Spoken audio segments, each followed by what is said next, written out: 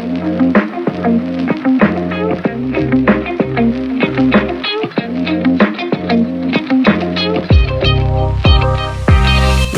to Voices from the Valley, where we meet and learn from the movers and shakers in and around the Merrimack Valley.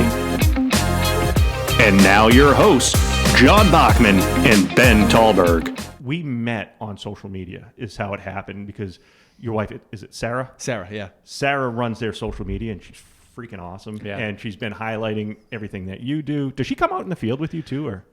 You know, it's funny. First of all, she does all of that. I do none of that. She tells me, "Hey, this is what I think we should do," and I go, "Okay," and then I just make the video. You know, yeah.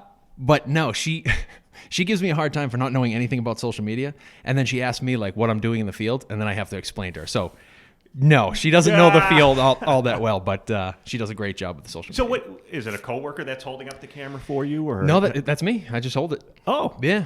Yeah, for the most part, it's just me. that's pretty wild. All right, so I don't even know what you're talking about. So No worries. explain, first of all, Tim O'Neill, Yep. Bigfoot Waterproofing. Proofing. Yep. Okay. And how long you been waterproofing? So Bigfoot's been around since I started the company in 2014, I think. Was kind of doing like part-time back then. January of 2021, started pushing it full-time. Okay. So All right. And so now fast forward, we'll come back to some of the history and stuff like that. But right now you're doing social media. It sounds like you're doing videos and Facebook posts. So we do, she's, again, I should have brought her for these questions, but I guess Husband-wife episode. We keep talking about it. Like, it is totally, I really don't know, but I know we do. I don't know the details of it, but she does a lot of reels, and then she's been doing YouTube shorts, I think they're called, or whatever, but like 1-minute videos, and then she kind of like, I make a bunch of videos about the stages of the job that we're doing, and then she cuts them up and makes them like, I think under 1.5 minutes or something like that, but yeah, whatever they are, I think they're reels. But it's Instagram and Facebook a lot, yeah. Some YouTube? Oh, and YouTube, yeah. YouTube's like now... It's weird because she just started doing YouTube, and it's kind of blowing up for us, like 1,500 views just on their own. Wow. Good. And I think it's just because we're not actually verified on Instagram, but I think because we have the presence, it's all of a sudden taken off. But there's no doubt YouTube is huge. It is. So right. What's cool about YouTube is they added in the whole shorts. So shorts, Ben, is think of a TikTok video or Reels on Instagram. It's a short clip video that you can throw music on and all that stuff. So it's not a fully published video on YouTube. It's shorts, and you still watch it in portrait mode, not in landscape. How long are they usually, did you say? 40 seconds? I think you can be up to 3 minutes, but most of them are a minute and a half. And the shorter they are, without being less than 7 seconds, the more distribution they provide out there too. So I just got a text yesterday. I need a video on what slurry is, and bonus points if it's under 60 seconds. That was the text that I get from my wife. So it's like, okay, all right. So I've got to figure it out. I got 57 seconds. So yeah. Well, winning. Yeah. I will tell you, I just did some of my patio, the pavers, putting pavers down. Never done pavers, didn't know the process, didn't have a clue. Guess where I went? Well, I wasn't going to pay for that.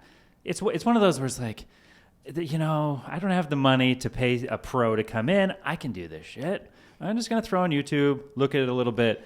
And the dude that gave me the first video, I watched the second video. Then I watched his third video. Yep.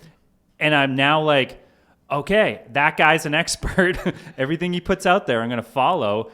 And now it's like, holy crap, he's in this particular person was in Massachusetts. Okay, cool. Like, really? I would use his business because I now feel like I can trust that character or whatever on YouTube. But it's huge. It well, is. At least you get to see his competence, right? Like, okay, I'm telling you how to do this patio, and then you look at the patio and you go, oh, it's nice. It so came out straight. Holy shit. Right. This guy knows what he's doing. And that's basically what happened with Tim. So Tim, one of the videos recently, and I was talking to you about this the other morning, is this person had like water buildup. We've had a shit ton of rain around here anyways, but it was building up in the corner of their house, and they did have French drains previously, or they didn't, or... Oh boy, which video was it? It was like an L shape. It doesn't matter, but there was water accumulating there. but he was talking about putting a dry well into the back of the home and was showing it step by step of here's a water problem, here's where the team's digging a trench right now, and this is ultimately where we're going to put everything. And it's like, holy shit, that's what he's doing out there, and it's amazing just to visually see it too. It kind of helps too. Like I was saying, my wife doesn't know anything in the field, or not anything, but she's not involved in the field. Yeah. But it helps because then she goes, well, what are you doing? So then I explain it to her, and she goes, oh, put that in a video.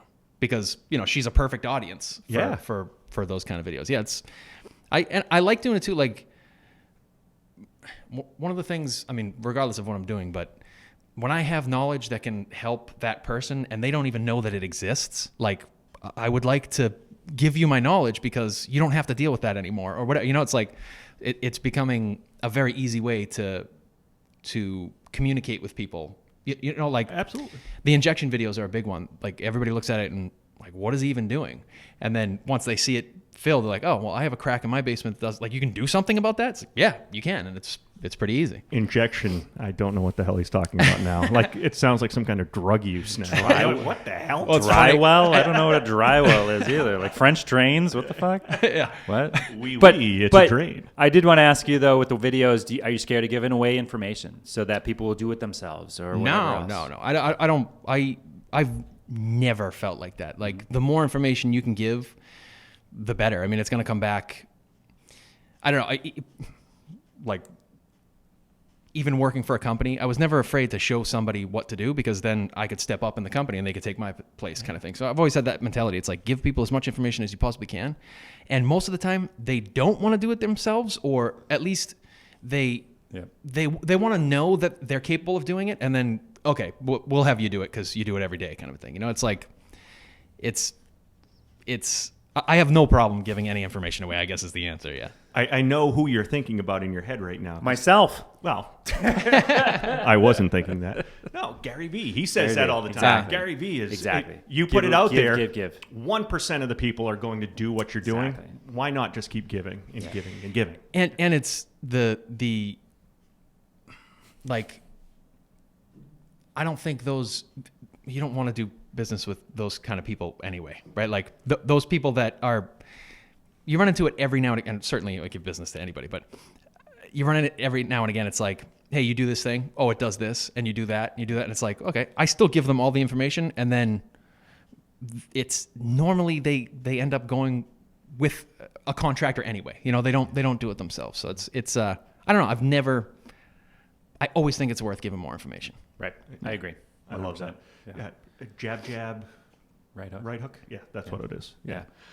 Let's do that if you get in a fight, or that's Gary Vaynerchuk. That's one of his early books. It's jab. You keep giving the info. You don't go for the sale until you have that relationship down, and you get the relationship from giving. Yeah. Continuously giving. It's also educating. A lot of it's just educating them, whoever it is, on whatever it is, so that they feel educated on making the purchase, whatever they're buying. It's a captive audience for us, right? Like I'm going into somebody's basement and they have an issue that not many people know about. So I don't have to sell anything. I give them the information and then create options, and they say, okay, this is what I can do. And it's always, I knew a girl that was a manager for Zales or something or whatever, but she was a really good salesperson. And she was like, people are coming in there to buy a diamond. All I need to do is inform them about what diamonds are, what the different categories, and then they'll make the purchase, right? That's kind of how I've always thought about sales. That's smart. Yeah, that's damn smart. So we kind of jumped around. Company started in 2014. You really took off in 21. Mm-hmm. What were you doing before 14? What made you start this business? So out of high school, I got into deep foundation drilling. My uncle owned a company, worked for him for, I think, 7 years. Within deep foundation drilling, I started doing injection systems, or started using the injection system on certain jobs. And that system is actually used in, like, on the commercial side a lot. Like there's a couple of companies that do it on the residential side, but on the commercial side, it's been around forever, and it's like a known thing. Like you have a crack that's leaking, you inject it, polyurethane resin, and it stops, But so I was working for Deep Foundation Drilling Company, did some of the injection with that company, and then my other uncle who worked for that same company, we started a basement waterproofing company in the Cape.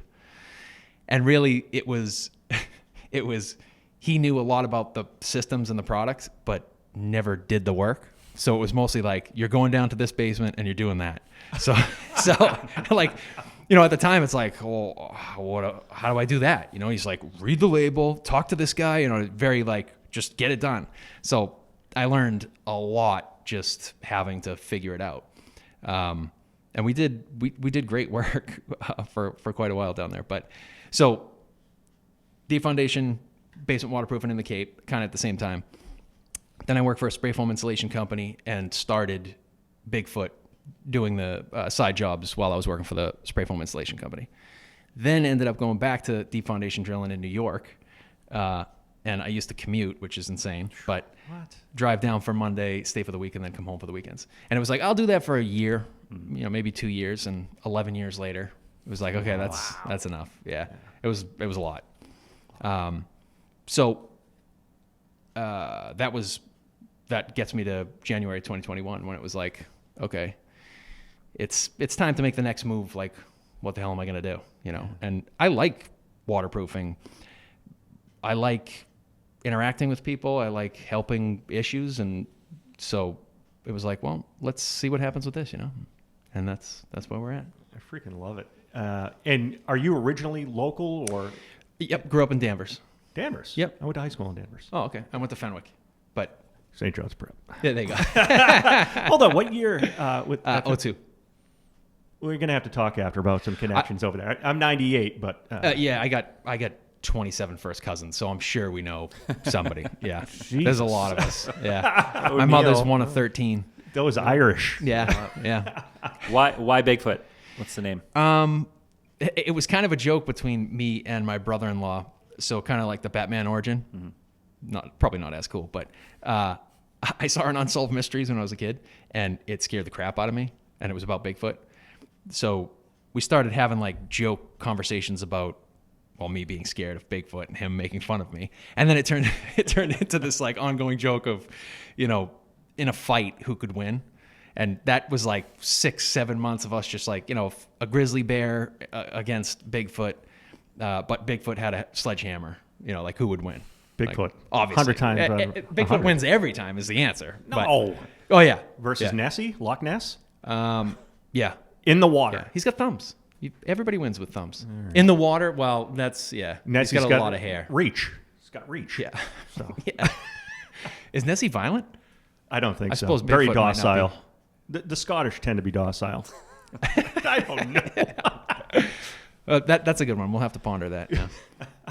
Yeah. So then when we started when we started the company, You it was asked actually the question, Ben. I said, why Bigfoot? Yeah, somehow it got to that very quickly, but yeah. I cut you off. Keep going. No worries. So when we started the company, it was actually me and my brother-in-law that started it together, and it was like, well, I guess it's got to be Bigfoot. And so it was kind of like, that'll just be a placeholder maybe, and it's great. Nobody, you can't forget Bigfoot, and it's fun. And actually I was talking to somebody the other day, they were saying how Easy logo. Yeah, super easy logo. Thank you for that. Yeah, absolutely. That was very cool. Very cool. He was talking about how like, when I go to do inspections, he's like, it's almost like it's in the same vein. So you go into somebody's basement and try and figure out what's going on, and like you're looking for the water source. It's like almost like looking for Bigfoot. Yeah, and I was like, I kind of like that. Yeah, that works too. But yeah. And it's awesome because do you do a lot of work around here in Haverhill, Groveland? This is your territory, or? Yeah, Groveland's been huge. Haverhill, Groveland, Andover, Plastow, getting more from like Gloucester, Marblehead area too. Really? Yeah. That's a haul. It is a haul. The reason I ask is there's a car 2 streets down here off of Groveland Street that has one of your logos on the back of it. It's the full Bigfoot with your QR code that he's holding the sign. I saw you handing out those stickers. Yeah. Is it on? So we're on Street. Or I don't know if I should have said that. Yeah. We're right there. So it's I thought it's Pine Street heading over to Canosa, I think. Could be dead wrong. I don't know. Yeah. I saw my first Bigfoot logo sighting, and I didn't know how they got the sticker. So that was kind of cool. Yeah. Like, it was the first time the truck went by, and I'm like, hey, that's our sticker. That's me. Yeah. Look at me. No, and like you said, it's very recognizable. You see it, and it's impactful. And there's on that one, I knew it was you because I saw you handing out the cards, but it's just Bigfoot. It's just a QR code, but I knew, waterproofing. It's great branding. Great branding. Thanks. You were handing those out a couple weeks ago, right? The meeting there that we had too. Absolutely. Yeah, I actually got to re-up on stickers. Yeah. I think I've handed out 500 stickers. Right. So. And there's 5 or so cars that have them on it. Yeah. Freaking working. That's not bad. Hell yeah. So if you were going someplace, I want to stick on branding if that's okay. Mm-hmm. Because that's a question for smaller businesses like ours. What's the return on a hat, on a sticker, on pens, on T-shirts? What made you take the leap to start spending money on these when you may not get that money back? So my wife would just say brand recognition, right? I just like it. I like, there really wasn't, it was funny because when I was coming in here, I'm like, I bet they're going to ask if I have a plan. What's the plan? Succeed, I guess, how we get there. But I just like the idea of, like in my videos, I always say the Bigfoot community, right? Like, I like the idea of having a community. And if that means somebody's wearing a Bigfoot hat, that, I don't know, it kind of makes me happy. It's more like, I don't know, I wasn't thinking of it as a marketing thing, but it's become a marketing thing.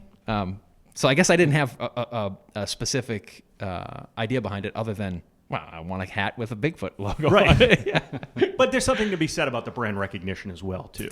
Sure. When you keep shoving the exact same message out there over and over again, I may not need a basement waterproofing system right now or injection in my basement, but if I'm seeing it all the time, I'm seeing your videos, you're in my Instagram all the time, and oh shit, my basement's leaking now, there's only one person I'm going to call because of that. Yep. So absolutely. Yeah. We've had certainly like a couple of landscapers, but some people that follow us that just interact with a bunch of other homeowners, and they get asked, hey, I got water in my basement, whatever, and I just saw a Bigfoot video. It's like, for sure, it's huge. It's been great. Yeah.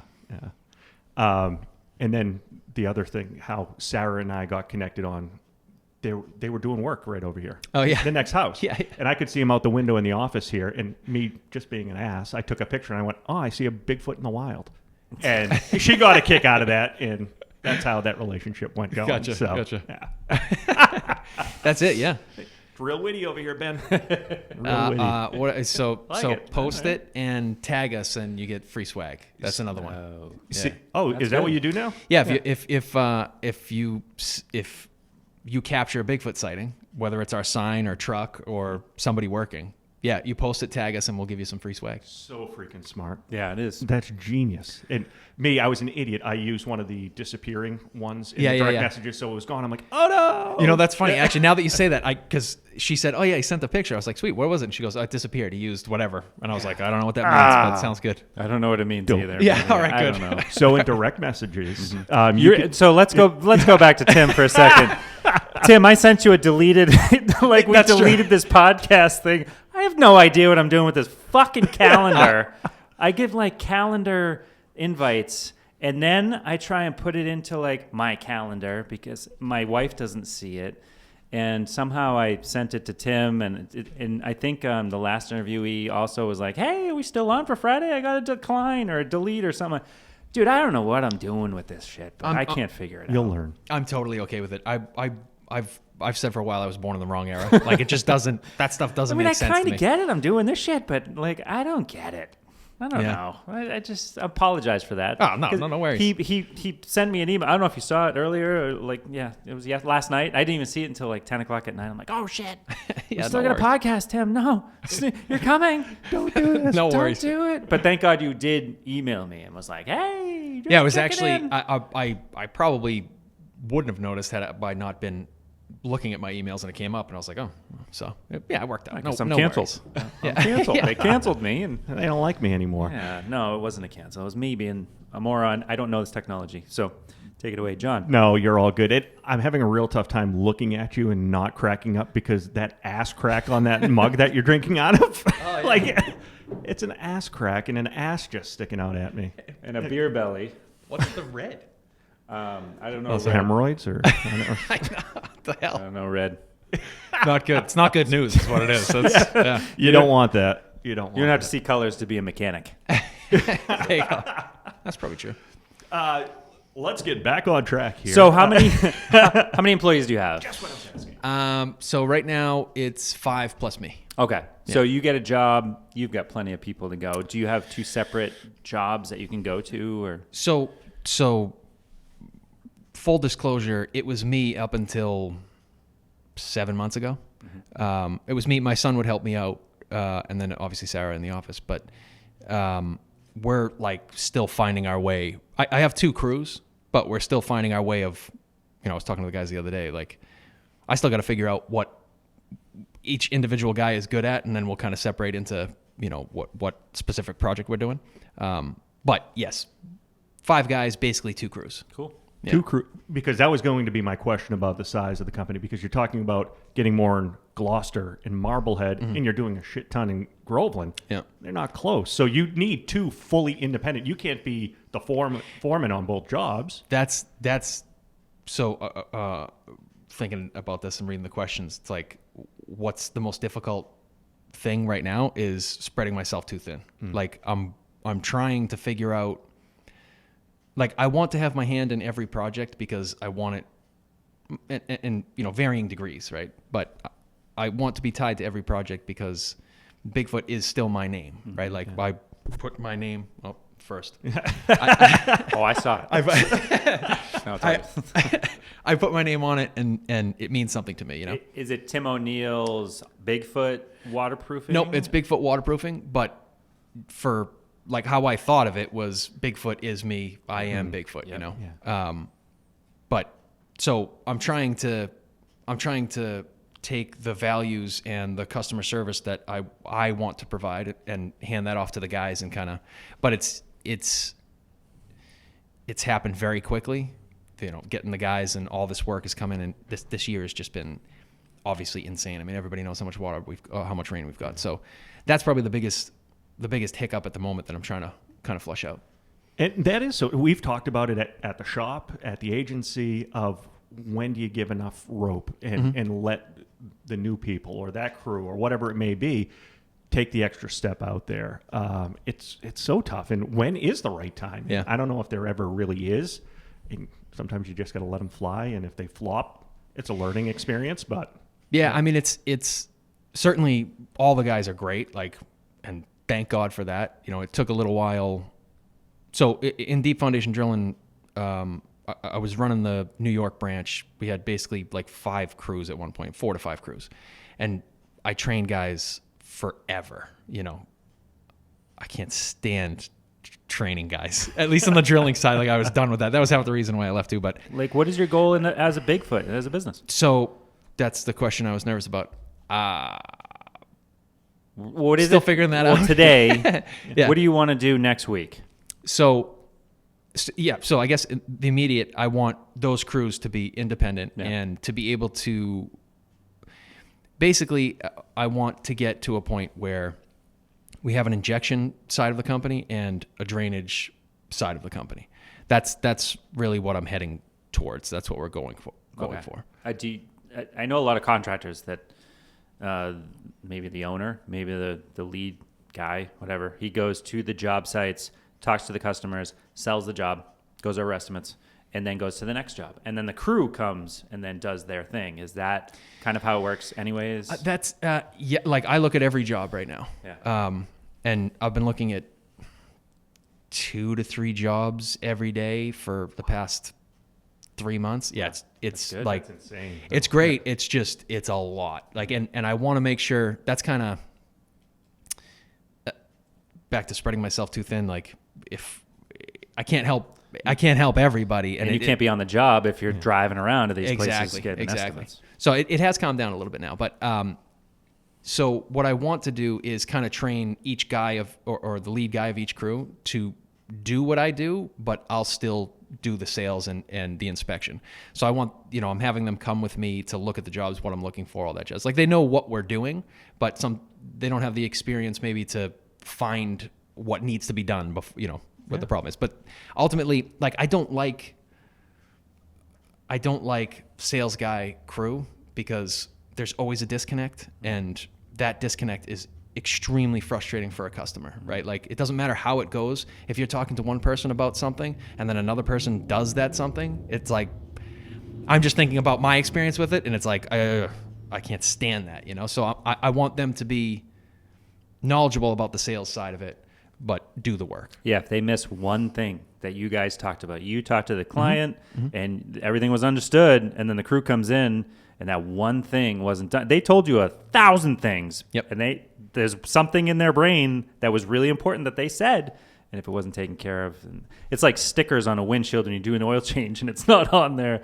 It doesn't matter how well you did everything else. You could wipe the drain plug clean, wipe the engine down, top it off perfectly, and take all the credit that you want to doing this oil change. But if you didn't put that sticker on the windshield, that's the one thing that customer sees.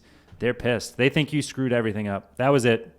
That stupid little sticker. It's true. And I can even think of literally that happened to me when somebody changed the windshield, and I forget what sticker I had on there, but the guy changed the windshield and was like, "Oh," I'm like, "Where's the sticker?" Yeah. Like the windshield was beautiful, but it's like, dude, small and stupid, but that's what the customer's going to remember. So it's tough to be the main guy. Everything falls on you, and you've got these crews that have to go in there and be perfect, and you want them perfect, and you want to watch everything and keep all that control.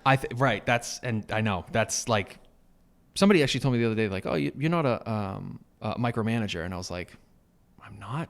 Is that so? That's good, right? Because in my head I was like, I'm doing too much, but I'm still trying to figure that out. But the biggest thing that, like, we're starting to have little meetings in the morning of, none of this works if we don't have customers. And so customer satisfaction is everything. If there's, like, it doesn't, I've said this 1,000 times, like, waterproofing is, somewhat last on the list, right? I had a crew go to a job, install the sump pump. It was a terrible dig. They worked their asses off and finished in the allotted time, and then left and didn't clean up the driveway, right? Now, they put 100% into the job, and it looked awesome, but the homeowner came home, and rightfully so, there's mud in the driveway. And it wasn't a lot, but it's just enough to get on your shoes and bring in the house. It's like, hey, I paid a bunch of this money.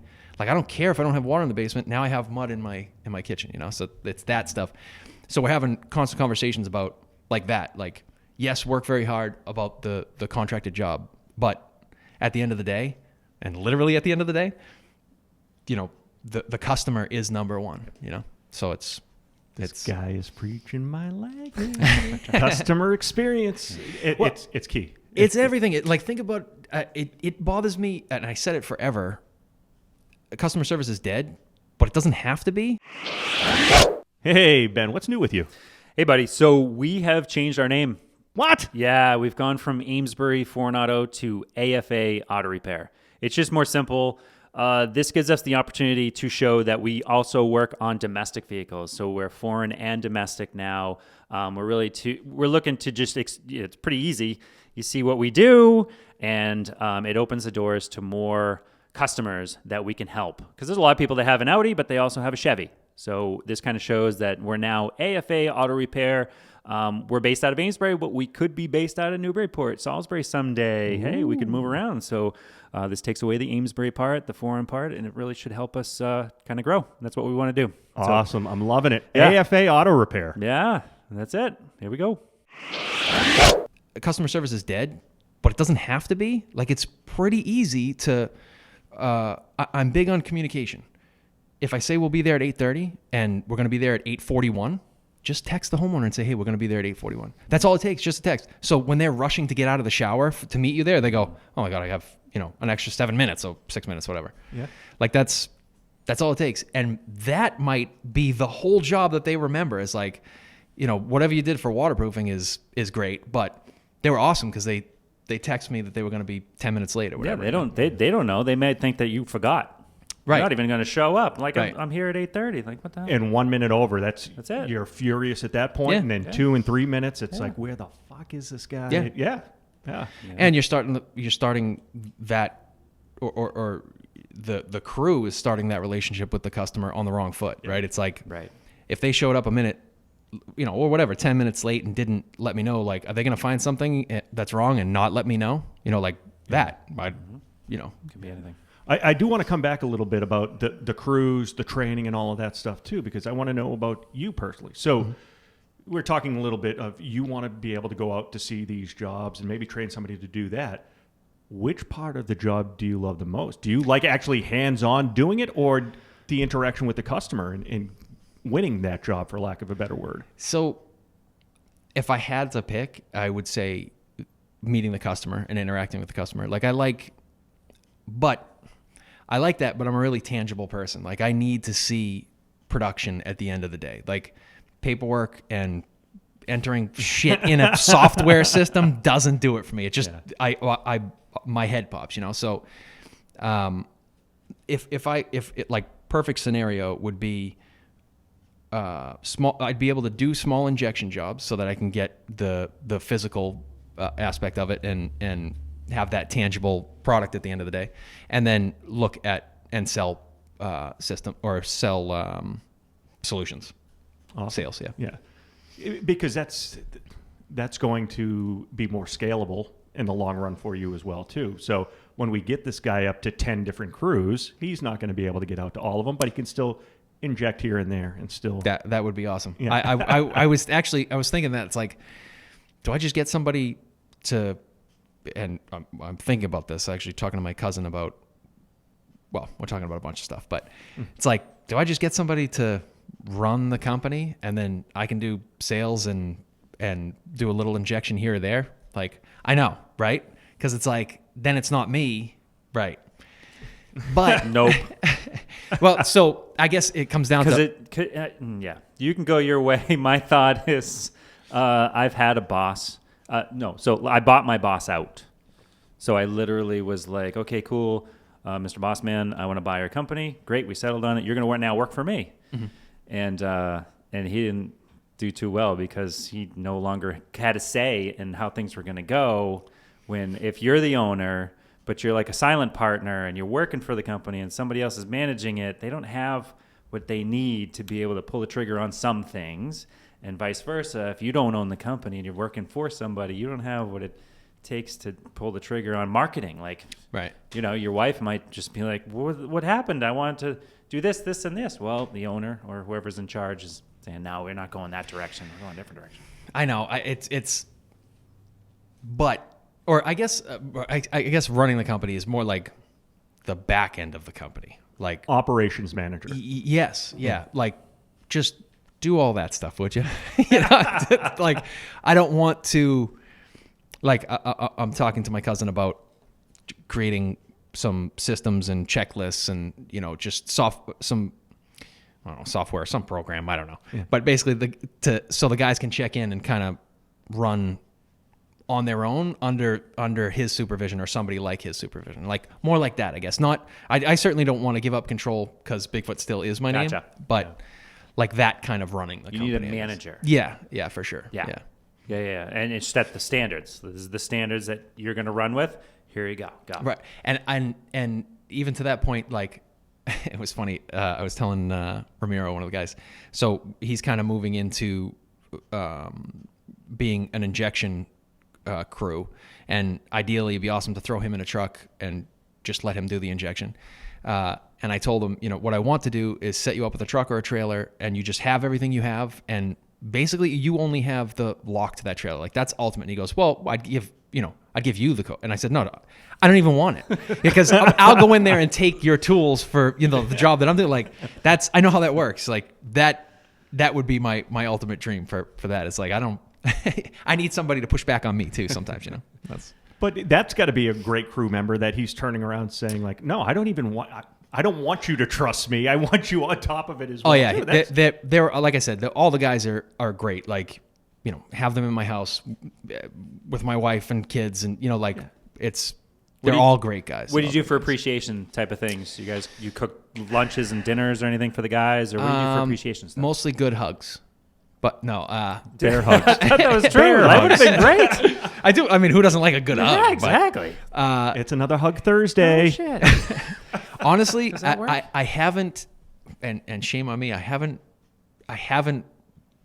really done anything specific like appreciation like that. Like I had just a short meeting with them yesterday or whatever, and just told them how much I appreciated their work. And That's all it takes sometimes. yeah, it's like, you know, you forget how hard they're working and doing because you're doing your own thing. And it's like, hey, you know I get frustrated. I'm kind of a dick sometimes, which is absolutely true. Doesn't make me wrong, but you know, I do appreciate you guys coming in and you know, taking care of your shit or your responsibilities. I got to work every day at going out to the guys, and just I don't do it every day. I got to think of it to go out to them and just say, hey, I really appreciate what you're doing. Thank you so much for coming in and helping us out. You're doing amazing. You forget that, like, I remember being an employee and having the owner go, hey, thanks. And you're like, wow. Yeah. You know, he remembers that I'm here. Like, that's awesome. It is a big, I'm going to set a reminder.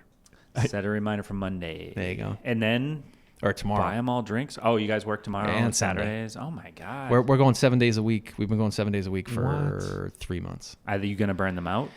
So they're staggered. Okay. So not everybody works 7 days. Well, except for me. But that's what I'm saying. Like, You work at 7 days? You're gonna. yeah. I know. That's what I'm saying. It's like, God bless my wife. She's the best. Not just at social media, but just like, okay, you're going to work 7 days. Like, we'd like to see you. Like, okay. So like, actually tomorrow, tomorrow I'm off, except I'm going to set the guys. Christ. What a liar. Wow. She's like, you took Saturday off. I said, yeah.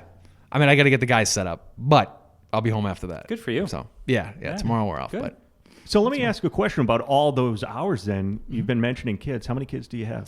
so my son's 18, who works for the company, and I have a daughter that's 19 months. Holy hell. Yeah. God love you. Little break. Like a lifetime worth. Yeah. Yeah. That's starting over. People that say, oh, we're starting over. No, that's starting over. That's starting over. Yeah. But that's got to be tough on the family as well, too. You're grinding. You're supporting the family by doing what you're doing. But where's that balance, too? And It totally, it's like we had talked, commuting and everything. Like I did the New York thing when my son was young, and it's like, I don't want to do that. Yeah. And I'm finding myself doing that. I live in the same state, but if I'm working 6 to 7, we're really not spending time. So no, there is an end goal for that. It will be basically, starting 3 months ago, all of that work will probably end in about a month, and everything's kind of shaking out. So it's like mayhem for 2 to 3 months, and then I can see it. We can structure it a little bit better so it's not 7 days a week. But it's only happening with the conversation with my wife that, hey, this isn't a forever thing. It can't be right. It can't be a forever thing. Nobody can do that, and I wouldn't want to push the guys that hard either. So yeah. Now, I don't know about you, Ben, but I feel like a real ass that he's here with us. Yeah, get home, would you? no, that's okay. We're the jerks keeping him away from his family. I don't get to see my daughter, but yeah, hey. I'm spending time with you guys, so thanks. Yeah, that's a consolation prize for you. All right, so we ask a lot of our interviewees. Ease. Thanks. Got it. no worries. I don't know electronics. I don't know how to talk. Sorry. Shit. So things that blew up in your face, like you've gotten to this point, jobs that might have gone wrong, things you've figured out along the way, anything that you really sticks out in your mind that could help somebody else that's an entrepreneur, just trying to make their way through the business world. You got any thoughts? I mean, like in general, assumptions. Mm-hmm. Really think about what you're assuming. Like, I mean, for the guys or the job, like, I assume the slab in that basement is 4 inches thick. You don't know that it's 4 inches thick. It could be 12 inches thick, right? So like that type of stuff, you get burned on a few times, and it's like, all right, at the very least, I have to have that kind of logged in my head and talk to the guys about, And when you say slab, you're talking about the foundation. the concrete floor. Sorry. Yeah. So like assuming, hey, we're going to do this today. So your employee says, okay. And you assume that they know what's going on. Maybe they don't. Maybe they're just saying, yeah, like I'm ready to go do that or whatever. Like, I guess that's a very general thing, but the more I focus on my assumptions, the easier the process goes, right? When I say, well, he knows what is going to happen here because of this, that, and this. And then I say, well, do you know? Like, I'm assuming you do, but do you? And it's like, oh, okay, good. Then you have another conversation figured out. And I guess really it's communication is really what it comes back to, but. Yeah, that sounds like one of your systems and operations right there. Like here's our operations. This is what we do every job. Yep. You got to assume this, and this. Then they know. Now you're assuming that they know that because you went over those systems and operations. But that's what I was talking about with my cousin. Like, I can take most of those out by just structuring that system, right? The checklists and all SOPs. SOPs. Standard operating procedures. Mm-hmm. Yes. John, you know all about that. Yeah, don't get me started. I took a whole day, not off, but I was going to lock myself in my house, take the full 8 hours and rewrite all ours. And then I couldn't get the fucking computer to work. Like, I literally took 3 or 4 hours where finally Kristen, she's like, will you just go into the office? Because you're just going to end up throwing that computer out the window. I'm like, I'm pretty fucking close to doing it. Yeah, that was a disaster. What was that, last Friday? Yeah, that was last Friday when it came in. Steaming. Yeah. Steaming. Ever since then, people are talking SOPs. We need these manuals. Yeah, no shit. So do I. Still. That's the worst. I'm gonna do this thing. I'm gonna get in the truck and then you can't find your keys. It's like, what the? Where are the keys? Where could they possibly be? Doesn't make any sense. Yeah, frustrating.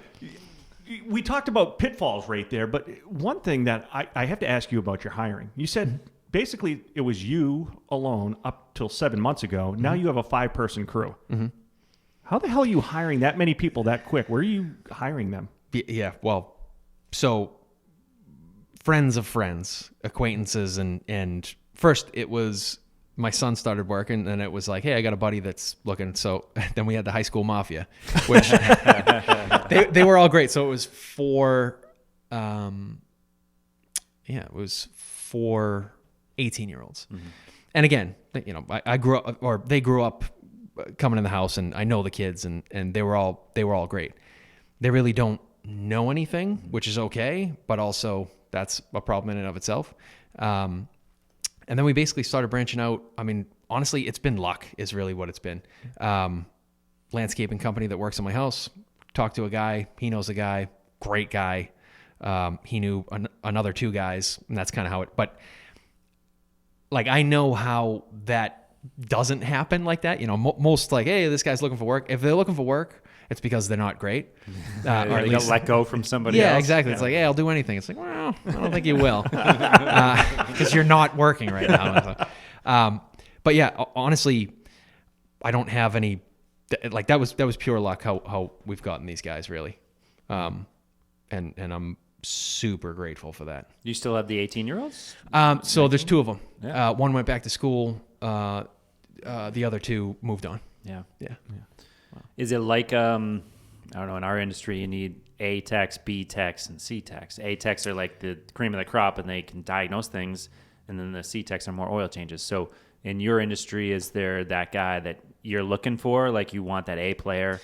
So the injection is really like, not that the drainage or the field stone work that we do is, complete monkey work, but it doesn't take a surgeon to figure it out.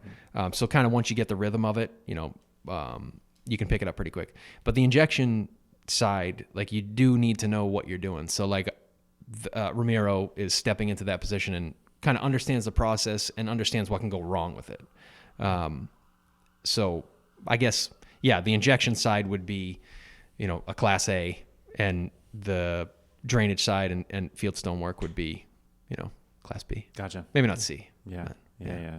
They don't have to be A. You need some smarter people. Not yes. Quite. I need aware people. That's back to the customer service. Like, aware of what you're doing. You're in somebody's house, right? Like, the the mortar and stuff, I'll show you how to mix that, or I'll get somebody else to mix it. If they're aware of like what's actually going on, which is we're stepping into somebody's home that they again step out of the shower naked, like that's it's their number one investment in their life, right? And you're there to help them save it. Right. Wait. I don't know about the number one investment. My business is pretty goddamn expensive. On average. On average, All the right. home. Yeah. Actually, when I went into the automotive field to buy the business, I said, what's the biggest investment you're going to make? Well, your house. What's the second biggest? Could be your car. So I said, oh, shit, I'm getting into the automotive industry. $1 billion industry. Going to get there. That's just me. Anyway. I was thinking a little bit, too. We were talking employee appreciation. You should just send this episode to Ramiro. That's his appreciation for the month. Cut that part out. I don't want him knowing what I'm thinking. Cut that out. That deserves a big hug. yeah, exactly. No, he's. I mean, again, everybody's been great. Everybody. I'm super great. I mean, I'm super grateful. I made a video the other day. Like, I was sitting in the machine just digging. Like, I can't believe this is a thing. You know, like it's like Bigfoot is a thing, and thanks to everybody that hired us and gives us the opportunity, and the guys that come in, like, super, we just washed over with, feeling grateful. I don't, you forget in the day to day, but you take a second and think about it. It's like, it could go sour so many ways, and it takes everybody to make it a thing. It's awesome. No, but just waking up with that gratitude and truly, people say it all the time. Oh, I'm grateful. But if you truly live the gratitude, man, and you can see that with you. And that's why I think you're growing the business so well. Well, thanks. Honestly, I appreciate that. Yeah. I mean, mostly I wake up in a panic, but then I'm grateful.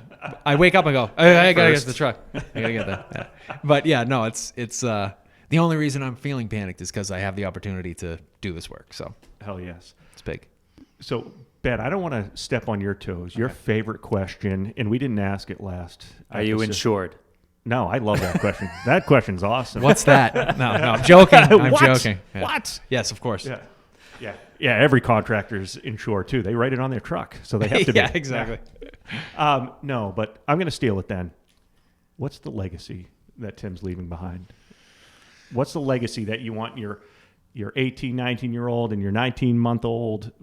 What do you want them to think about Dad down the road? Oh, about me specifically. You and Bigfoot.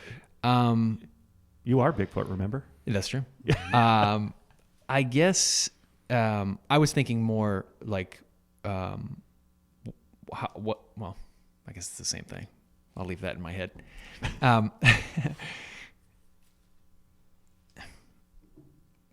I don't know if this actually makes sense, but this is what I'm thinking. Like, I just want them to know it's not that hard to be decent. And like the next door neighbor over here, right? Older guy, lives by himself, has an issue.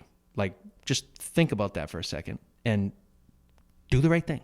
Like, try and do the right thing, Like, I certainly fail at it, quite a bit, just doing the perfect right thing, but like that's what I really honestly strive for.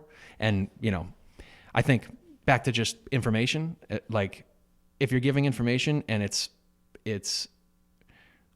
true, it will come back to you. Like I hope that, and I know my son, like, he thinks like that, he operates like that, he he gives and gets, kind of a thing, But that I guess that's what I would hope. That and for Bigfoot, like the same thing. Maybe not so personal to me because the guys are now doing the same thing. But like, I hope that our customers say, hey, they were great and they helped. Like, what's wrong with that? They weren't dicks. Like it really is. Like, I think, and especially for us, again, like the captive audience thing. I'm going into somebody's, like, it's probably one of their worst days. We had a customer in Groveland here, woke up to 6 inches of water. Like, what? Never happened before. Like, what do we even do? And we can easily give them information and solve that issue. And then it's, they don't have to think about it. They don't have to worry about it. Like, it's not that hard to do that, I think. Yeah. Sarah, you have a new slogan. It's Bigfoot, we are not dicks. Put that on a That's not t-shirt. bad. We can work with that. Yeah. Bumper stickers all over the place. We're not dicks. But I love that mindset. Coming from the claim side of insurance, that's where I started. I don't think we've talked about that before, but I was handling the claims myself, and I would deploy out to St. Louis during tornadoes. And I went down to Sandy during Superstorm Sandy. I was down there. And it's absolutely the worst day of that person's life, bar none. And they will never have a worse day. Right. And I'm going up there. At that time, I'm a young 20s guy. And I'm the difference between them hating their life and probably being close to suicidal versus them going, you know what, this sucks, but thanks so much. Like, I want to stay with this company forever. You took care of me. Like, if you had that mindset going into it, knowing that you have that impact, no matter every interaction, you have that impact on somebody, you can make it that much worse, or you can bring them back. I was just going to say that. You can make it a worse day, or you can at least not make it a worse day. Yeah. Like at the very least, that's what you can do. It's still, I got hugs of even telling people, but I was compassionate enough and sorry, with Superstorm Sandy, it was flooding and you don't have any coverage. I'm going to write you a denial now. You can go to FEMA. Good luck. But I went through the whole thing and I left with a hug in some cases. I didn't do shit for them other than I was the shoulder to cry on. Right. Well, you're a decent human being who's interacting with them and understanding where they're at in that moment. Yeah. That's so. Go into a basement and somebody goes, It's like, all right.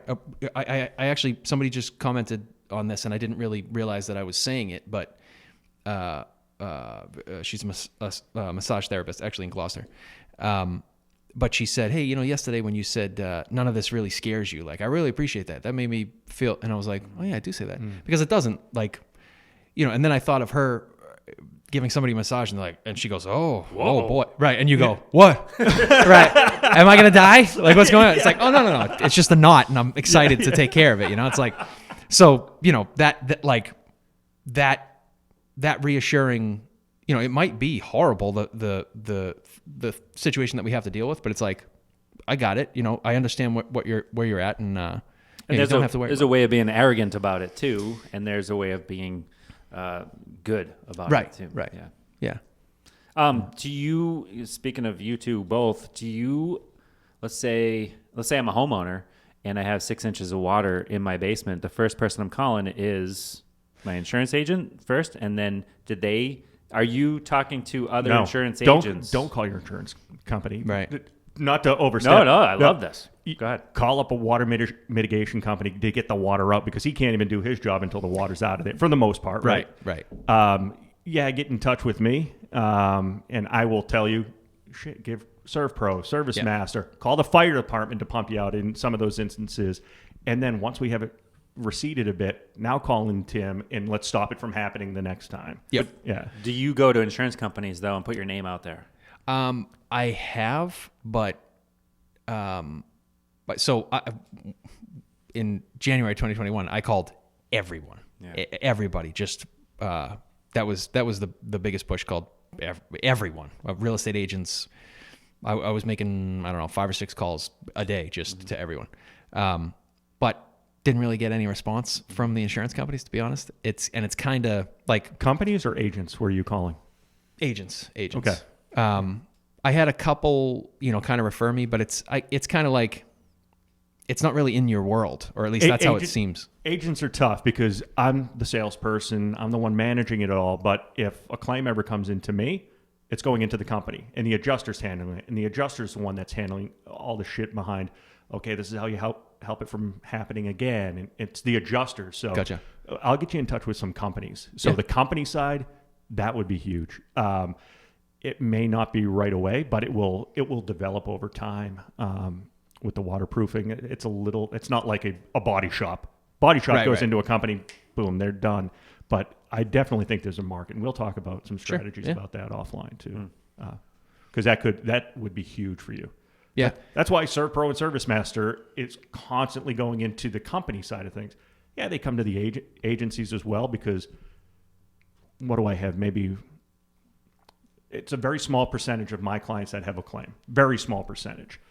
The insurance claims department That's all they deal with is Right, claims. right. So I get one here and there, and I get to think about, oh, yeah, I have this guy, and I have this card over here, and yada, yada, yada. It's the company. That's where the power is going to be for you. Gotcha. Yeah. Gotcha. You're not planning on having a leak in your house, are you? No. Good. I hope not. Yeah. I'm going to watch YouTube, though. Figure out how I can fix yeah. it myself. Get some free information and shit. Check it out. Bigfoot waterproofing. I've seen their bumper stickers. Surf Pro's been a great referral. They've been great to us. Everybody actually. I'm terrible with names, but the Haverhill branch, Lawrence. Levine's.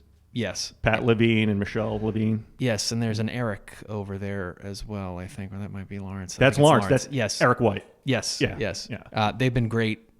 They've been great. And actually, I wanted to talk to both of them because, I mean, funny enough, well, mostly what they deal with is, I think he said like 3 to 5% they see is like basement water issues. Most of the time, it's a boiler or a hot water tank rupturing. Thank you. That was the word. I think that works. And stuff like that. So it's not usually like basement water issues that they deal with. So, all right. So give me an example and examples of what you do. Like, so Sure. what are you looking for? What's the ultimate customer, and what do you look for? So I guess, the ultimate customer is...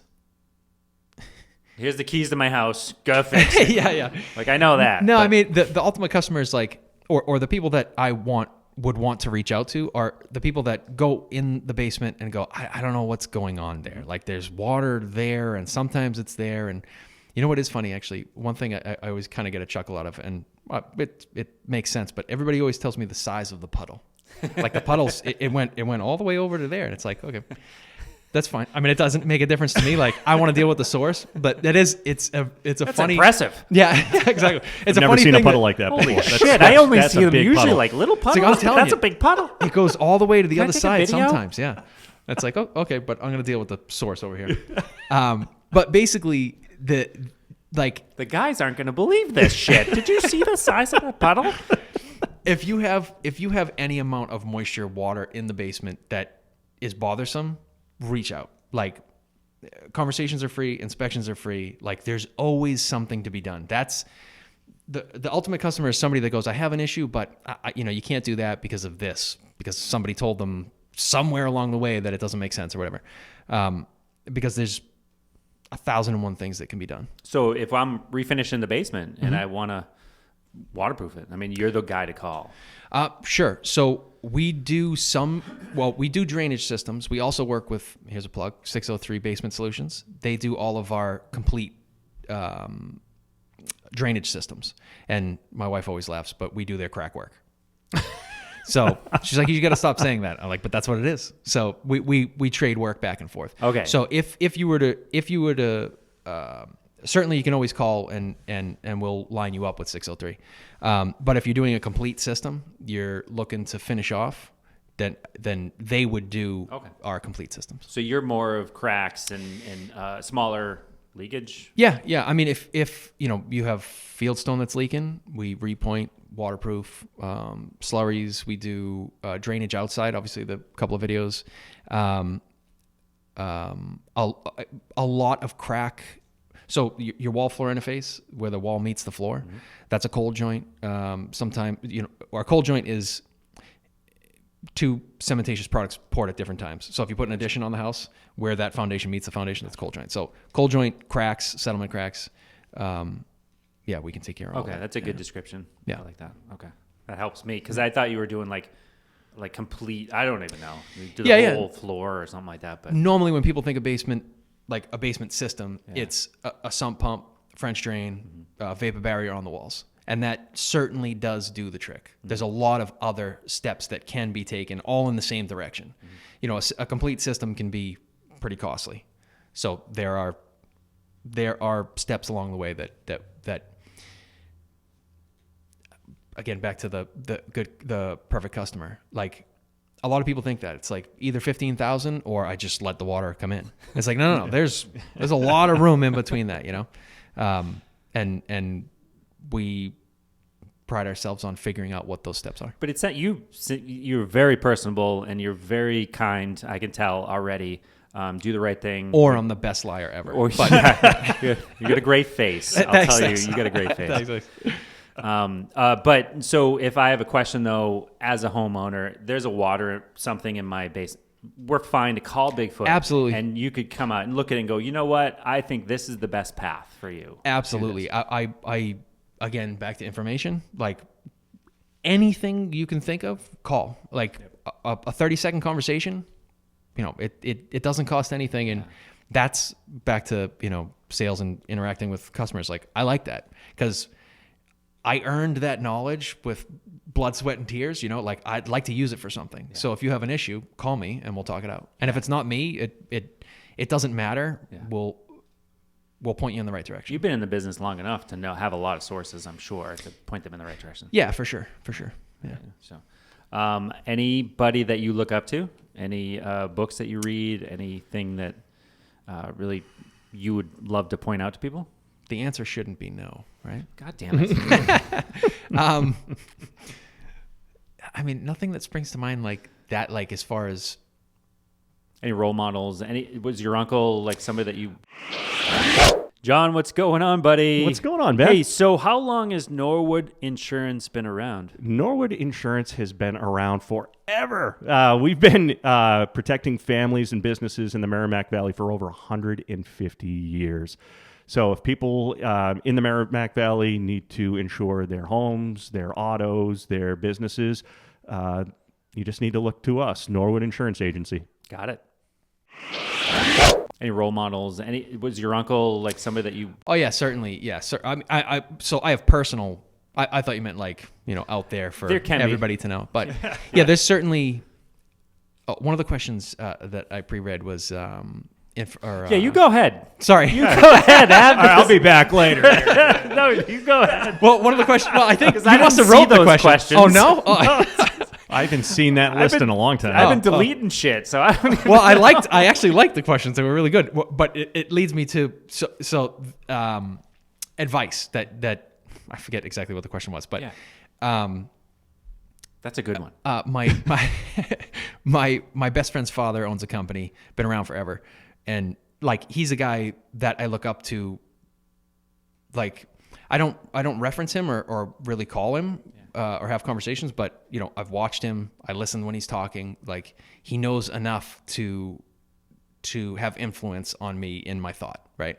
And one of actually he gave me the worst advice and the best advice. He didn't know that he was giving me the worst advice. I was losing my mind, and he was like, "Hey, you shouldn't lose your mind." I was like, "Thanks, okay, good." That worked out great. That wasn't great. But the best advice he gave. And I'm figuring it out even more was it gets easier, is what he said. And I don't think it does, or it gets easier and harder, right? Like you're scrambling, trying to build the company, and then, okay, now there's 5 phone calls coming in a day. Like, well, it's easier, but it's still hard. But I would say him, definitely my uncle. I worked for, he built a couple different companies up and. But yeah, it sounds like the more business that you get, the busier you get, the more stressed out you are, the less time you have. Yes. What's more the ultimate money, goal? more problems. Yeah, seriously. Yeah. It really, there is a cutoff. Yeah. But it's growing pains. That's pretty. Yeah. That's what it's called. So I mean, I think I need to organize and structure, and once I. Like that I'm not good at, right? Like that's why I'm talking to my cousin. Like I know what I can do up here, but that doesn't translate to the employees, So structuring that is going to be huge. Cool. Yeah. Awesome.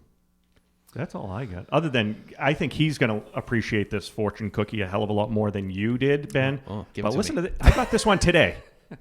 You're going to like this. Business is a lot like playing tennis. If you don't serve well, you lose. It's all about the service. If you don't have the service, your company's not going to win. 1,000%. Yeah. See? I like it. Did you actually get that today? I got this you've been today. saving it for I got this today. I was over at Oh Yummy having some sushi over there. And No, that's good. Yeah, I like it. Ben is still not impressed. I can see the look in his eye. I don't think Tim is either. I don't think so either. Yeah, I saw the look in his action. face like, all right. Should I say yes? I do. So to your fortune cookie, I do like that. I like those little. My buddy always said like I'm not into horoscopes or whatever, but I do like how. I shouldn't say I'm not into horoscopes, but I like how information comes to you like that. So we have this conversation and that comes up and it just kind of verifies. I do like those little, those little, like the all powerful magnet kind of sucks in the same information. Like it's just confirmation. So I do like it. Yeah. Yeah. There's See, Ben. it's God telling you something, I guess. Is it God? I don't know. Confucius. Yeah. It's just a good, it's a good omen or I don't know. Yeah. Whatever. But I like how that stuff comes in. Tim, is there anything that we didn't ask you that you'd like to get out there about Bigfoot? About Bigfoot. I was going to say, you Well, didn't ask about me you why, too. but We like good stories after the lights go down. yeah, that'll be the after dark. No, I think or nothing springs to mind. I guess I want to reiterate just whoever's listening. People get nervous sometimes to ask because you don't know, but that's literally why, just go for it. Like there's no. Oh, I said at the meeting, right, when I got that text from the homeowner who wasn't there, and his wife and mother were there, and he just thanked me for being nice to them. Like, right, I have information. I'd like to give it to you. There's no judgment that you don't know what polyurethane resin is, so yeah.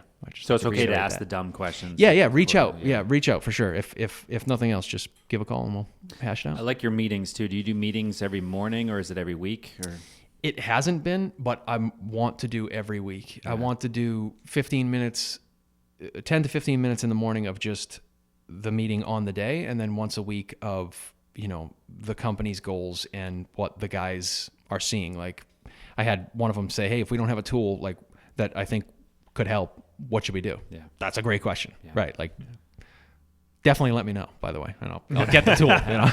Yeah, we try to do once a week at the shop. Just like, what are we missing today? Is there any thoughts of, your employees might have a celebration going on. You didn't even know it because you never had that meeting so that they could actually announce their sister's getting married or something, who knows, whatever, but it's important to them. And I think it's great for them to bring it up. It keeps the relationship too. Like instead of just, we're doing this thing, like we're also people that are interacting. So that check-in makes you human beings again. Exactly. I got another question for you too. Yeah. Maybe just keep going. Keep going. Did you say you had an 11-month-old? 19. 19-month-old. Yep. So I'm going to keep you here all night. Yeah, let's do it. No, you have kidding. a 19-month-old? No. I was just checking in and make sure that you had to get home. Yeah. She's got to be in bed now. Oh, okay. My question is, seriously, when you approach your employees as the owner, of course, they all think you're driving around in a Corvette in the off days and you've got a boat and you've got a lake house. Do you tell them and do you let everybody know your P&L or your how you're doing business-wise and what the goal is and anything like that? So the meeting that we just had was I want to structure bonuses, and I want to bring everybody in closer to as much information as I can share. I think I said that right. Yeah. I don't want them thinking about, like, I remember being an employee and I learned too much about the money aspect of it, and it influenced my decisions and what, hey, I need a pallet of grout. Well, I'll wait because I know we're behind on this, that, or whatever, like I don't want that, but I want them to know, hey, this is the allotted time. This is how much it costs. This is what we're thinking of what it should be, So what was your question again? Sorry. How transparent are you? Transparent. P&L? Gotcha. Yeah. They see a $30,000 job or something like that, but they don't know the expenses and everything that's actually going into that for you as the owner. Do you honestly, get into that? So yes, I do. Like, Okay. I definitely, I think, I've always thought this. Everybody should shoot a gun. Everybody should run a business. You would know just for a week, right? Not shooting Shoot the gun for a full week? Well, I'm into it, but That'd be a sore arm by the end of it. like just knowing all of the steps and what needs to happen and the stuff that you're unaware of, like it's worth knowing that. So like I try and convey that, because right, you look at that and go, oh, $12,000. $12,000. Like, hold on, back off X, Y, and Z, and then what are we left with? That's if we don't make a mistake or whatever, you know. So I have those general conversations, but I do want to be a little bit more specific so that the bonus structure can make sense and everybody's happy with you know, whatever the percentage or whatever it is. I know that's huge for a lot of employees, myself included. When I was working for the owner, see him pull up in a brand new Corvette, like, oh shit, I haven't gotten a raise in a year, whatever. But who knows? He might have just had an uncle that just gave him a shit ton of money, and that's what he got the vet on. It wasn't so keeping transparent, like you said, to some degree to your employees is a great move. I think it's specific to the employees too. Like, you know, because there are certain people that will go, well, where's my Mercedes? It's like, well, I can help you get a Mercedes. Exactly. Like, but if you're just angry that I have a Mercedes, then you know, me sharing information isn't going to help either of us, really. You know, and I don't have that. All the guys are really responsive to just how business works. You know. Yeah, So. and of course, there's some people that just get that way anyways. Like, what do I get? Yeah. Anything else, John? That's everything. Do you want me to keep going with this interview? Let me shut it down. The baby's already in bed. I mean, for God's sake. I think the most important thing, though, is if I have a question about polyurethane injections, what's the best way to get in touch with you? 978-338-4545. So the telephone number Definitely. is first and foremost. Goes right to me. Okay. Yep. I would say, I mean, you can reach out anywhere and we get it. My wife monitors all the social media and email, but I have that phone on me all the time. I try and respond to every phone call within 12 hours, certainly within 24 hours. Wow. I'll get you on the schedule. It might be 3 weeks out, but you know, again, if somebody's calling me today, it's because they have an issue today. So right. I want to make sure they know where they're on our radar. Brilliant. So, Do you have a website? We do. BigfootWaterproofing.com. Perfect. And just going back on the number again, because I did see you mention this in a message to somebody else that you were working with. Call or text. You accept the text on that too. Yeah. Call, text, email, smoke signals is what I always say. Smoke signals. Whatever you got to do. I'll keep an eye out. And he did give out his address too, so if you don't show up. That's true. That's true. I got to not do that. We gotta break that up. Just reminding John to take that out. Wow. I will say, so I watched, if we can keep going. Keep going. Keep going. As far as... What do you got for pointers? How are we doing?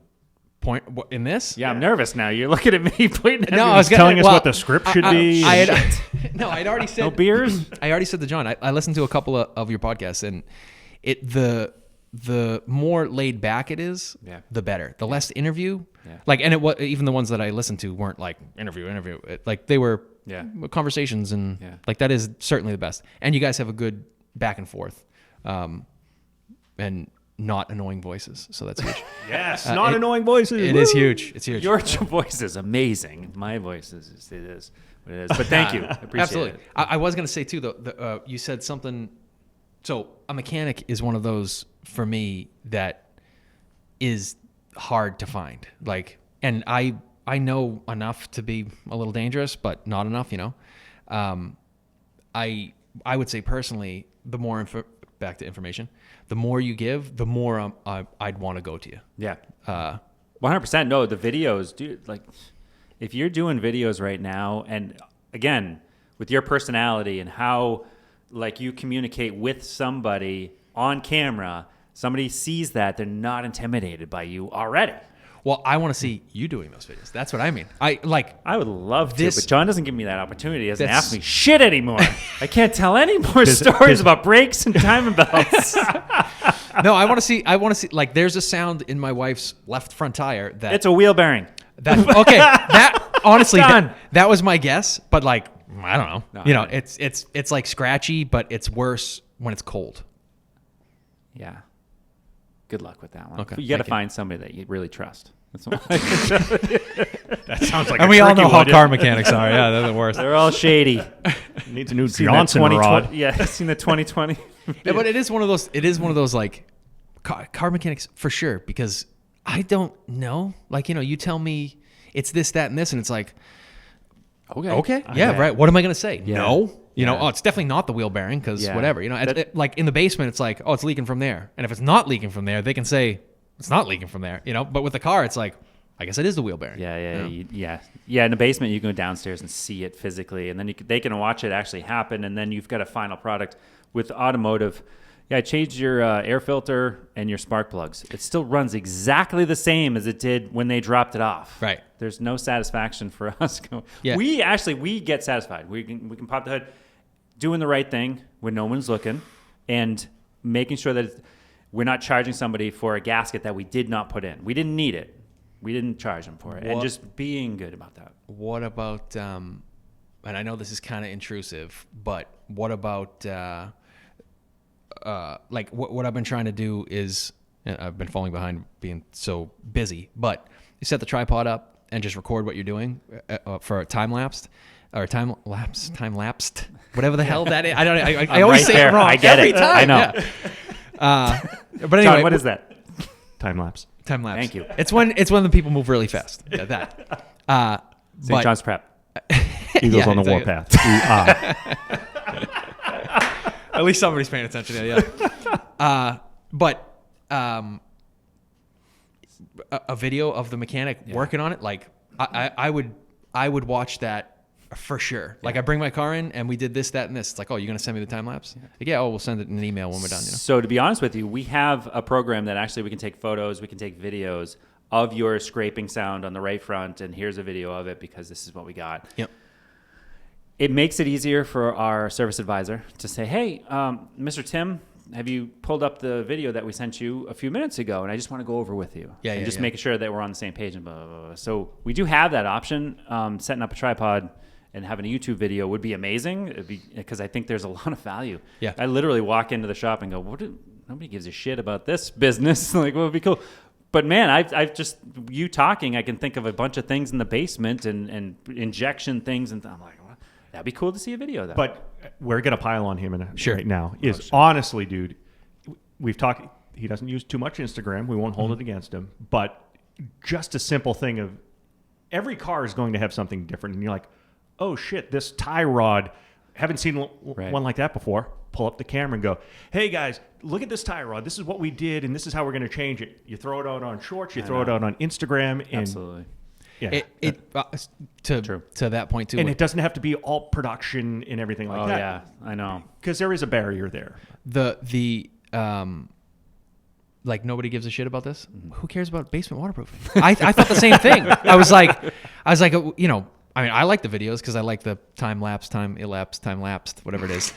Mr. Falcon lapse. over there. There you go. But you know, I asked my wife. I actually just asked her this 2 days ago on one of the videos I made. I said, you know, do you know what's going on with what I'm doing? And she's like, well, I do now. I said, but can you, like, if I said this is what we're going to do and I didn't make a video or like explain it in that way, could you picture that? No. So it's like, to me, it's like, this is, and it's not a dig on anybody. It's you know, just people's brains work differently. That's rudimentary stuff for my head. So I'm like, nobody wants to see that. Like, I would say the same thing about the auto mechanic. Cause it's like, you say that cause you know it, you do it every day and whatever, but I don't know. True. You know? And I would like a 30-second explanation. Yeah. Be great. I 100% agree. And I see what you're saying. Absolutely. I've tried a few videos and the shop environment is too loud or, Yeah. or the stupid shit that goes on. So And I get bored with myself. I've done 1,000 wheel bearings. Yeah. Oh, there's another one. There's a freaking noise. Ugh. This is what it looks like. Ugh. But it might be the first time I see it. I know, it's true. Actually, I don't even know if I've ever seen a wheel bearing. So do you have a lot of competition, though, as far as cracks and injections and stuff like that? Well, people putting videos out there? Somebody actually just said that, like, how many people do that? And I'm like, I don't know. So in the automotive world, there's a billion videos and people doing that shit. So it kind of like drags me down. Like, actually, you know what? Good point. The person I was talking to was a real estate agent. And I was saying, these videos are working out great for us. And he's like, how many people in your industry are doing that? I said, nobody. And he goes, right. I'm a real estate agent. Everybody does it. Yeah. No, but local is huge. And all these social medias, Google, YouTube, they're all forcing local. So if you just hashtag it Amesbury, right, it's going to kill. I agree. And it's going to to push out to that community too. I agree. So thank you guys. Don't just You're welcome. say no. I don't know what what to do it. I don't know what you're welcoming. Well, I don't know what you're thanking me for. Yeah. Just pointing at my face and saying, do that, do videos, because I think they help. It would help me. That's why I'm saying it. Yeah. I'll stick Bigfoot on every one of my videos. Hell yeah. Well, yeah, we'll collaborate. Okay. Absolutely. Perfect. We'll have Bigfoot walking in the background. Collabs. I can't wait to get the commercials going. That's my talk about goals. That's really where I want to get. That's what I want to do. I want to build a waterproofing company, Bigfoot Waterproofing, so that I can create commercials for Bigfoot waterproofing. Nice. That's for the Patriots goal. games and in between Bruins games and stuff like that. Everything. We've had our commercial Wild. on Monday Night Football with the Patriots. No, you have. Nice. Yeah. Really? How much did you don't have to get too Honestly, specific, but is it super expensive? Broadcast television we can't do. That's impossible to do. We're a small business. Comcast, they have a service called Effective, EFFECTV, Effect TV. That's good. And they work with small businesses, and you can segment out, and you can buy different packages. And we have John Almas. He's done a lot of video work for us in the past, Aeropex Media, and he's done video. I've done video. We were able to throw the videos together. We didn't have to pay for that piece of it. We did that. We paid John his fee for his work, and it was just getting it out there. And for a monthly, it's in the thousand, but not thousands and thousands and thousands. For a monthly, we probably got about 60 spots on 60-second commercials. One in the morning or like during the daytime? No, and we got a list of when they'd show up, and we got to pick like the channels. You can pick a suite. We pick like the urban professional, young urban professionals. So we were showing up on the Golf Channel, Makes Discovery, sense. History Channel. That's where we were. There were some that were 2 a.m, but then we had others that were like 6:30, right after American Pickers, the good shows. And then every once in a while we get a bone of, you can get this one for a little bit more money. It's second half of the Patriots game on Monday Night Football. Wild. Yep, we're in. Yeah. And then we got Bruins during the playoffs. Did you get many calls that you could trace back? I am tracing $0 in terms of revenue made from that. However, anecdotally, first time I met somebody at a Merrimack Valley Chamber event, he went, "Oh my God, you're the guy from that commercial." Really? And I went, "What?" Yeah. He goes, Free coffees. "Yeah." He goes, "I drive past you all the time." Da da da da da. And anecdotally, we hear it a ton. And Brian, the agency owner, you met him earlier. He stole me. He stole you. He heard it from some business professionals that he's in a group with, and they're like, "Hey, we saw that commercial. That was pretty wild." And we've done a bunch of different series. Like we did our straight Norwood Insurance. This is who we are. And then we've done some charitable ones. We're highly involved in charities like the Colleen Ritzer, Danvers. Gotcha. So we did a big charity thing where we just talked about the sponsorship. We sponsor the race every year, but it was all about the race. And we paid for that spot to go on and to support that charity. We've done it with the Run for the Troops. During the Olympics, we sent out a video it was a quick snippet of us, and then it was, here are all the athletes from New England. And we just listed their names with the national anthem going. And we heard about that going, man, that Jose, right out of the gate, it got us standing at attention, and then we have to look at the TV, and then it's Norwood Insurance. What the hell? But They remembered it though. yeah, they did. Yeah. It's the brand recognition. Yeah. Again. Well, that's the thing is, exactly. You could ask somebody where they came. Where'd you hear about us? And they might have seen it a few times in town, But then they saw that last time, whatever Yep. it was, Yeah. and that's what actually triggered them to come in. I've been getting a lot of, I saw you for an answer, and it's like, good. Yeah. That's Yeah, it. yeah, That, it Perfect. doesn't matter. Right, Yeah. right. Yeah, However you got there, you saw us. exactly. Yeah. And just to go quickly back to the commercials again, we could segment. Like we had a territory where it was Groveland, Georgetown, and Haverhill. Oh, and, wow. And it was just dedicated to those. We knew how many Xfinity TV boxes would be on at that time. We got a lot of data out of it. And then they also did it on-demand and streaming services. Like on Peacock, they still show the commercials. Yep. They let us know about that too.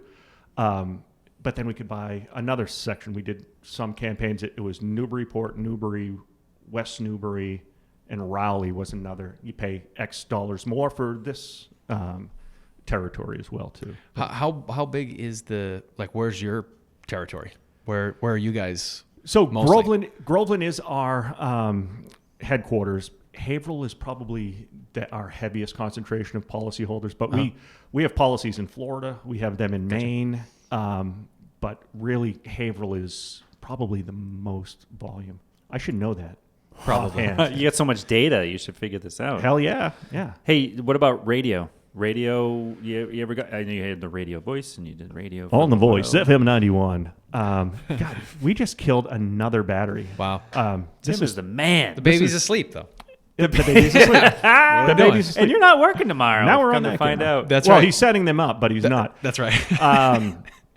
Radio. Yeah. Do you know much about radio? I do. I actually used to have a radio show, but Come in to find terms of marketing, I'm kind of against it. Because how often do you listen to the straight radio in your car anymore? Yeah. I do. Do you? Yeah. When's the last time you've consumed It's a not product on much there? though. The toughest thing for me is What about Patriots? Like the Patriots are on the radio and shit. You're driving somewhere to the Cape or something. that's $10,000 for once in a while. a 15-second ad once during the game. For that type, it's not worth it. The radio thing, there's no data behind it, too. I've talked to some local radio stations, and they come in here a bunch trying to pitch. Yeah. They can't show the true data. Even TV, I was hesitant, but because of Comcast, they do have a lot of data they can pull. Still not hard numbers. Social media. I know how many people are looking at it, how many people are interacting with it. If I A/B test them side by side, this one's doing better. I double down on this one. I stop this one. You can't do that on radio. We're assuming there's 30,000 listeners during the 12 o'clock hour. They don't fucking know that. Right. They don't have that data anymore. And when I used to speak around the country, one thing I said is remove the middleman. Do not pay for marketing to somebody else to do what you can do now with social media. Here I am, I'm doing it with TV.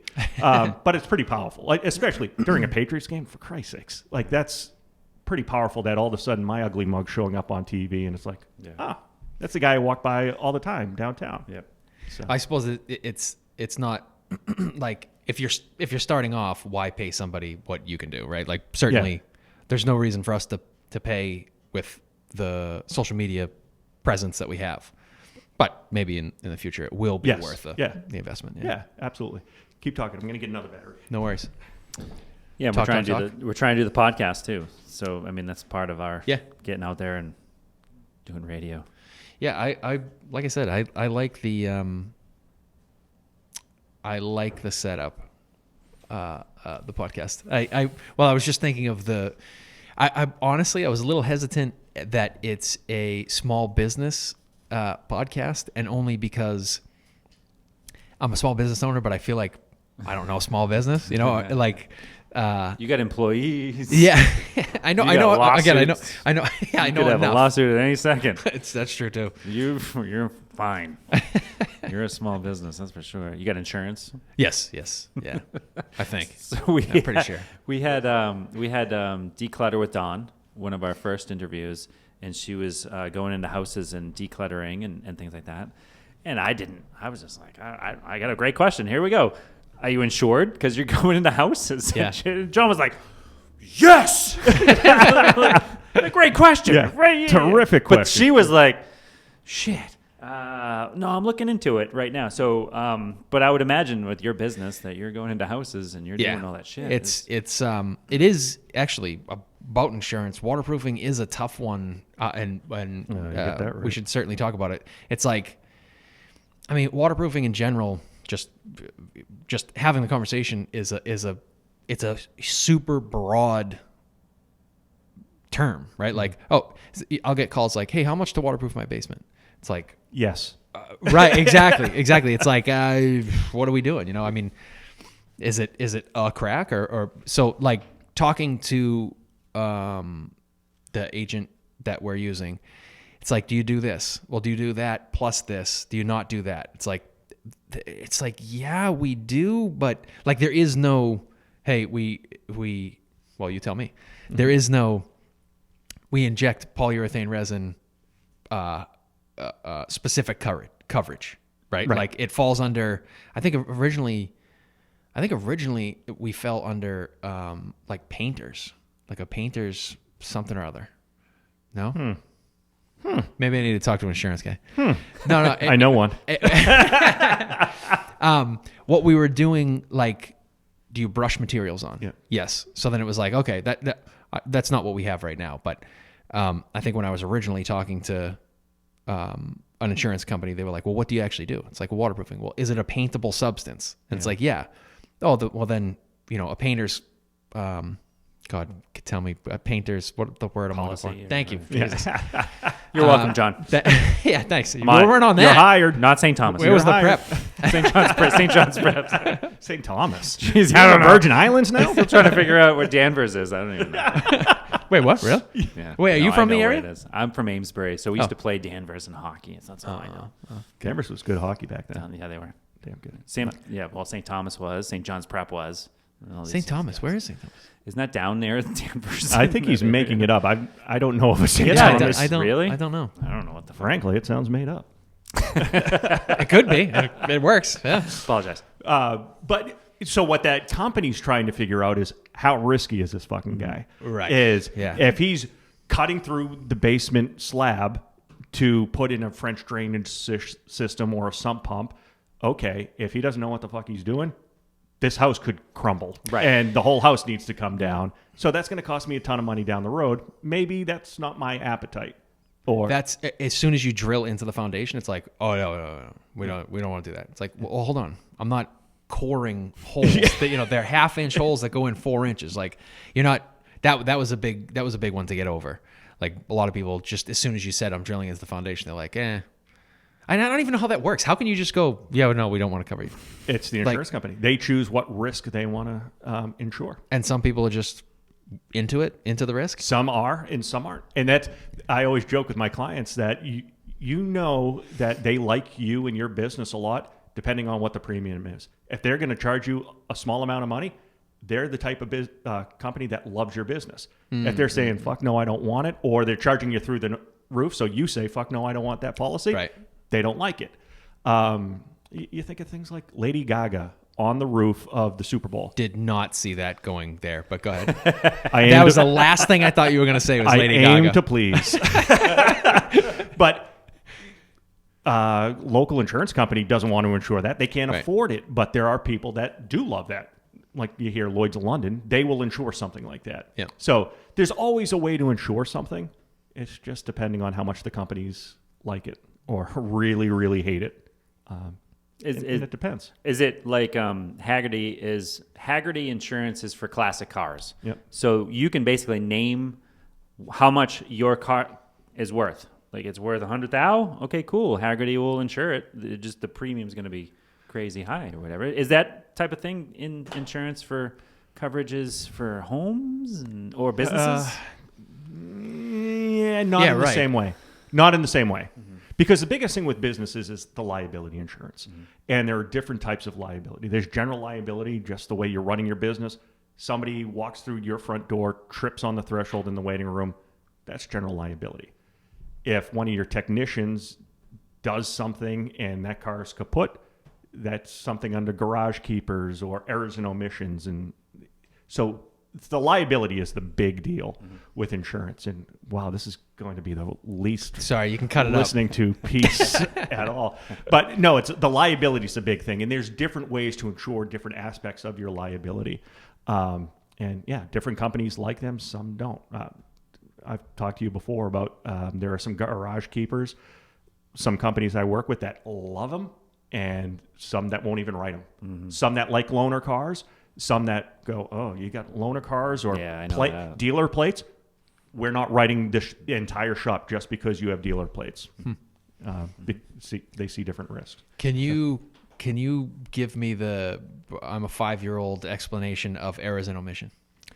Errors and omissions depends on the profession, but for contractors, it's when you fuck up your work. There's something professional that you're doing. You screw it up and you have to redo it again. So it's a cost to you. It's really not a cost to the person you're doing, your customer or your client.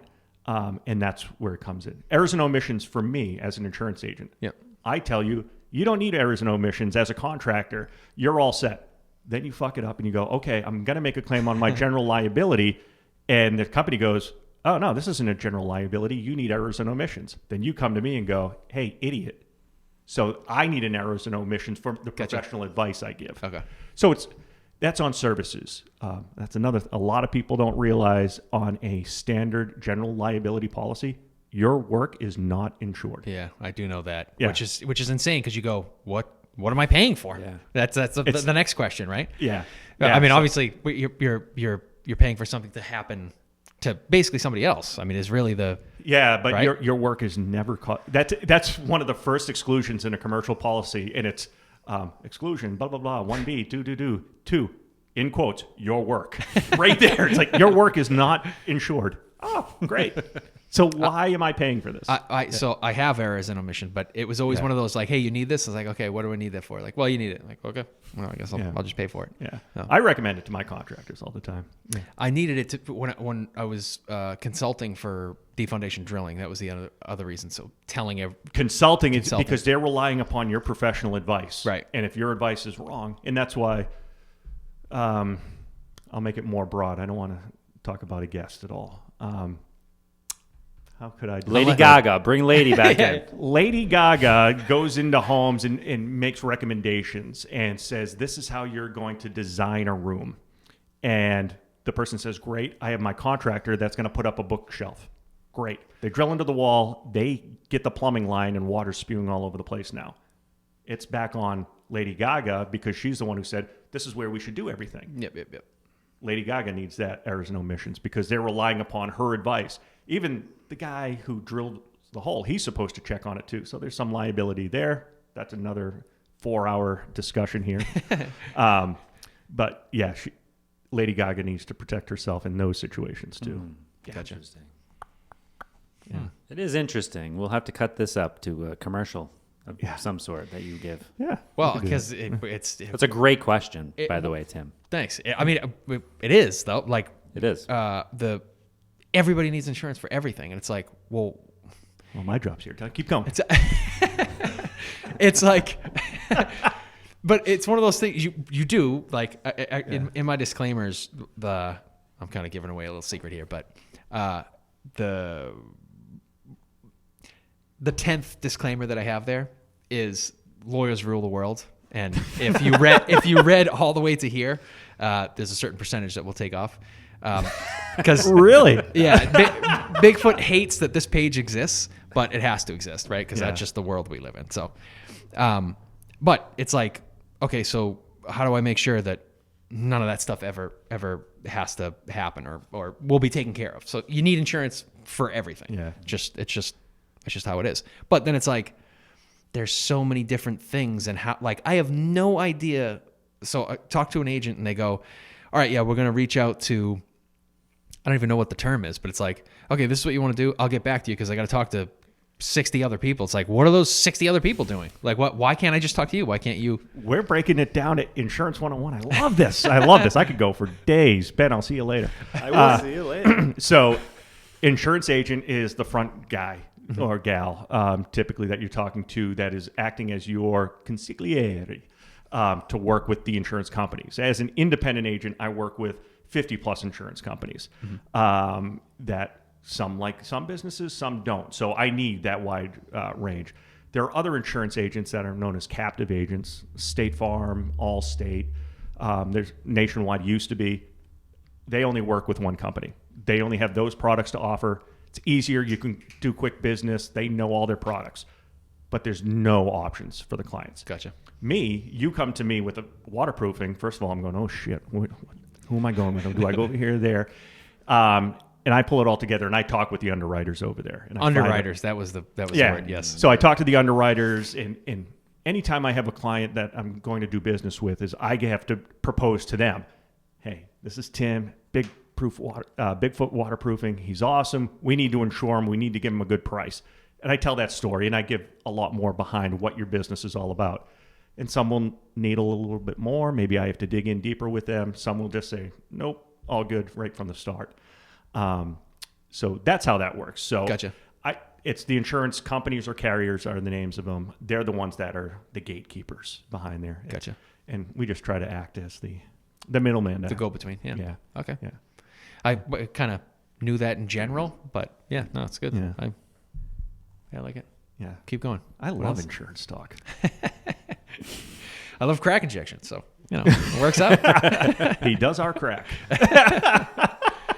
It is back to talking to people and sales and stuff. Like one of the things I really like, just in general, is there's a never-ending road to go down with everybody that you interact with, right? Like I know this is after dark, right? So we can go here. Voices after dark. I love. That's one of the reasons why I like the sales and or just interacting with the customer. It's like, what do you do? And it's like there's a never-ending road that you can go down with that I knew nothing that I never knew existed. I used to say it with the drilling company that one of the bits is a tricone roll bit, right? Which you don't know what a tricone roll bit is, right? No. I know what it is and what it does and what I can use it for, but there's somebody who knows the specific specs on the grade of steel and the width of the carbide tooth, and then there's somebody who knows everything that there is to know about the carbide tooth itself. It's like you can keep going forever. It's like then how where was that mined, and then that guy knows everything about mining, and so I love having these conversations because I don't know your day-to-day shit with insurance. Right. It's like it's interesting to me, And actually, that's one of the first things we talked about doing this is exactly why we're here. We're learning not only about all that stuff that we have no clue about, but we might be able to steal some tips and tricks too and use that. Yeah, too. right. Yeah. Exactly. And good going. Thank you. And to give it to people and Yeah. free advice. Yeah. I love it. Wow. I've killed 2.5 batteries. I changed over to another data card too. Oh, wow. Yeah. Wow. This is a big deal. Should I feel something? This is a big deal. Congratulations, Tim. Thank you so much for being here. Anytime. We've done the batteries in the past. We've never done a secondary data card. Yeah. Well, That's all right. Stimulating stuff. Let's hope. Yeah. I mean, for me, it's been great. So, all right. So let's ask Tim, what is your plan for the podcast here? What was your goal? Coming here, was it more your wife's goal or was it your goal? And what do you want to do with this? It's like I said to the email that you sent. It's like, that's a fun email. Hey, come to the meeting. I got a podcast. We should talk about business. Like, cool. Yeah. Sounds good. That's great. It's a chance also to be, and same thing with the meeting, or I said at the meeting, but like, it's nice to be involved in the business and work without being neck deep in the business and work, it's a little more casual. And so I was just looking to have a good conversation. Cool. Yeah. Awesome, man. Well, you did great. Succeed. Thank you so much. Succeed. Yes, you're welcome. What is it? St. John's Prep. Succeeded? Success. I think it's success at this time. Yeah, that's what I'm You going got to it right on your arm. Find that's your true. success. I'm seeing happiness over here. You've read You that. see happiness. I see happiness. Find your happiness, find your success. Yeah. And I you like look down at that and you see that and it inspires you. Yeah. Yeah. Or I get frustrated because I'm not there. No, I'm Not doing it. Yeah, no. This is not happy. Yeah, Appreciation on there too, somewhere. Appreciate. Absolutely. It's a good Gratitude. reminder to like just keep going. Yeah. Yep. Yeah. Tomorrow's a new day. Even if today's horrible, just keep going. Awesome, man. Yeah. I think we can wrap it right there, my friend. Wrap it up. Awesome. Sounds good. Thanks, Tim. Absolutely. No problem. Oh, did I mess up your sign off? No, there is no sign off. Oh, all right. You got to get a sign off. We used to. No, we never really had a sign off. Oh, we didn't? No. No, you said that would be dumb if we did a sign off. Did I say that? Dumb? You Jesus, I apologize for bringing. You know why I us like to a that. sign off? Is because then I know you're done. And So- I know that's literal, but Yeah. So I do a bumper at the end with music and Yeah, all yeah, that.